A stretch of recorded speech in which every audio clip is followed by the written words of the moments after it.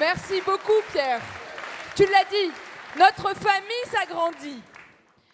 Et c'est pour ça que je vais appeler cette fois-ci un homme qui est maire de Nancy, qui a très envie de nous rejoindre pour parler d'Europe, parce qu'il l'a vu au quotidien.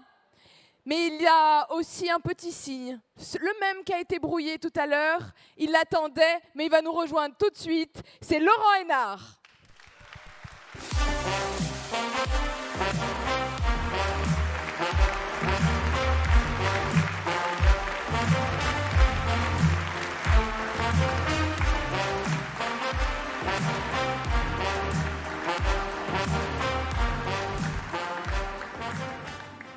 Bonjour à toutes et à tous. Mes chers amis, je voudrais commencer par des remerciements. Parce que ça a été dit, nous sommes très différents ici dans cette salle. Le plus jeune parti, Stanislas, La République En Marche, avec le plus ancien, les radicaux. Des centristes, avec François, avec Marielle, qui ont porté le combat. Des libéraux sociaux, avec nos amis d'Agir. Des écologistes, comme Pascal. Des sociodémocrates, comme Jean-Yves, et nous sommes tous unis. Unis par un projet européen, unis aussi par une liste. Et je voudrais, du fond du cœur, remercier Nathalie, parce qu'elle est sensible, parce qu'elle est sincère, parce qu'elle est celle d'être authentique. Les attaques, les coups, elle les a forcément vus passer. Et elle est restée solide. Elle est restée à la barre, elle a garanti l'unité d'équipe, elle mérite notre admiration et notre soutien.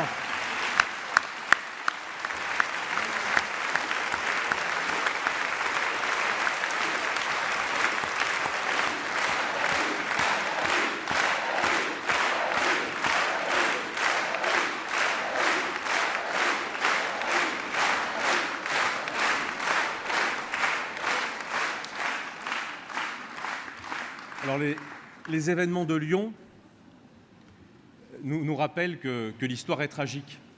Nous sommes tous à Lyon ce soir et nous pensons bien sûr aux victimes. Nous sommes reconnaissants pour les forces de l'ordre, les policiers, les gendarmes, les soldats, les magistrats.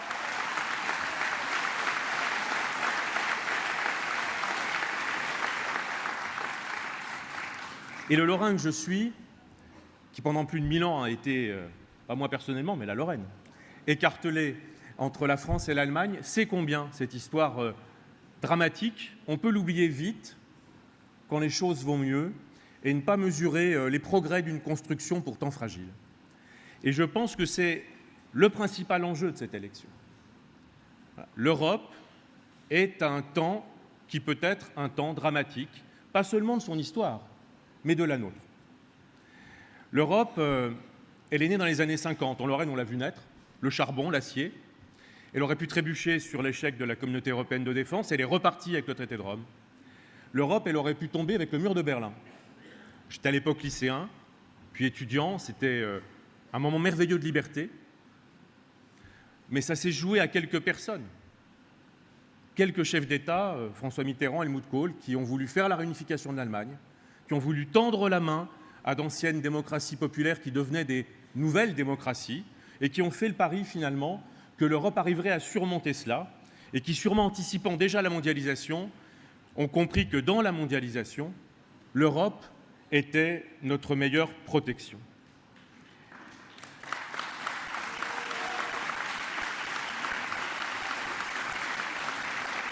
Je voudrais ce soir évoquer 3 sentiments brièvement. Le premier, c'est celui que nous inspire à tous les attentats quand ils se produisent. J'ai été élu maire de Nancy en 2014, c'est la ville où je suis né, c'est la ville que j'aime. Et j'étais très fier de pouvoir faire mes vœux de maire. Et ce jour-là, c'était le jour de l'attentat de Charlie Hebdo. Et j'ai ressenti au fond de moi une colère, de la haine, pour ceux qui avaient perpétré cet attentat. On a à Nancy, près d'une salle de spectacle, une petite sculpture qui représente des marteaux de piano. Elle a été construite pour se souvenir d'une jeune fille, Marie Mosser, qui a été victime des attentats du Bataclan. Son papa travaille à la mairie de Nancy, je le croise. Je le croise régulièrement. Sa tristesse est sûrement infinie, mais une petite part de cette tristesse, je l'ai en moi. Et le monde aujourd'hui, c'est ce qu'il véhicule par la violence terroriste. De la colère, de la tristesse. Et face à ça, nous devons nous plaider les bons sentiments. La générosité, la bienveillance, l'ambition, l'audace, le courage. Et tout ça, c'est le rêve européen.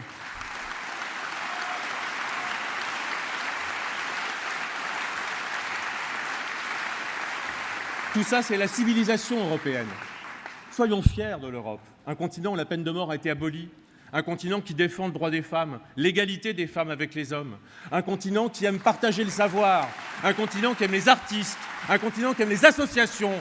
Un continent qui aime le débat. Un continent qui aime tout simplement le peuple et sa voix et son suffrage. Regardez partout. Russie, Brésil, Chine. Regardez la Turquie qu'on pensait laïque et démocratique éternellement après Atatürk. Regardez tout ça. Ce césarisme qui monte, cette agressivité commerciale, parfois aussi une hégémonie culturelle. Sachons préserver ce bien précieux. Sachons faire passer à l'Europe le gué de ces élections de 2019 qui peuvent arrêter le projet européen comme elles peuvent lui permettre de renaître. Et c'est ce projet de renaissance que nous portons.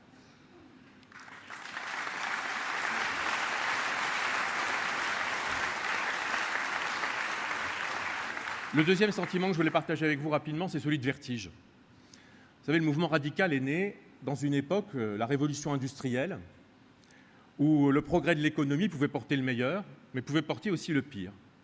La misère dans les villes, la lutte des classes, une société violente. La réponse des républicains à l'époque, et pour beaucoup ils étaient des radicaux, ça a été l'école de la République, ça a été les premières lois sociales en matière de santé et de retraite, ça a été la loi sur les associations, la loi sur la séparation des Églises et d'État, la reconnaissance des droits des syndicats. Et finalement, nous avons pu accompagner cette mutation profonde de la société qui, à l'époque, se faisait dans le cadre de la nation.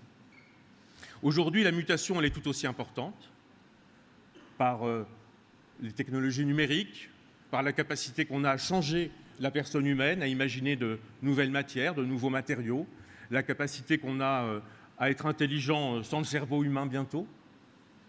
Et il faut accompagner cette transformation dans l'intérêt de la personne humaine.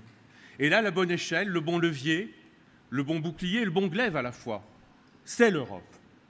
L'Europe va nous aider à transformer le monde et à le rendre meilleur. Et c'est cette conviction qui nous anime. Et nous sommes les seuls à la porter.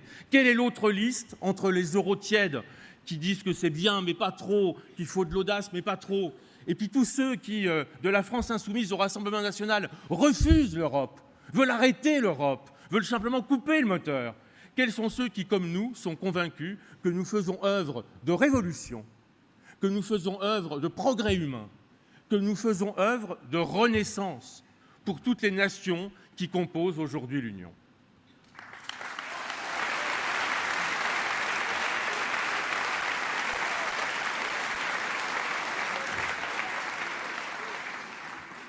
Je voudrais terminer avec un sentiment qui est toujours agréable et particulièrement vivace dans cette salle aujourd'hui.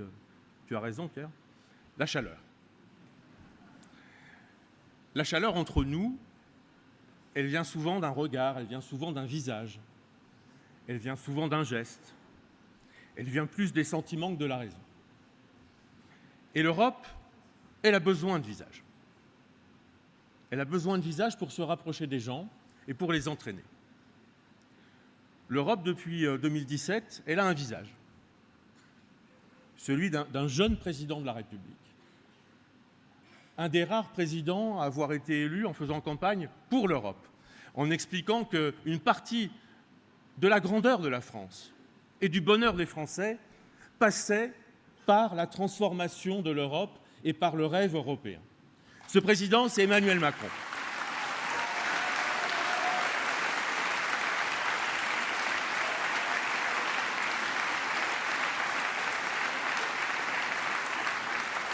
Et nous devons l'aider. Nous devons l'aider dans l'intérêt de l'Europe. quelle est aujourd'hui la grande puissance européenne qui a à sa tête un chef d'État pro-européen, qui a la légitimité et la capacité politique à emmener l'ensemble du continent. Il est le seul. La guerre de succession fait rage en Allemagne. L'Italie est dans cette horrible alliance hybride. L'Espagne cherche une majorité. En Angleterre, le Mexit succède au Brexit. Il est le seul à pouvoir emporter un mouvement européen de régénération du projet européen. Nous devons être en tête pour lui donner la majorité européenne nécessaire à notre ambition.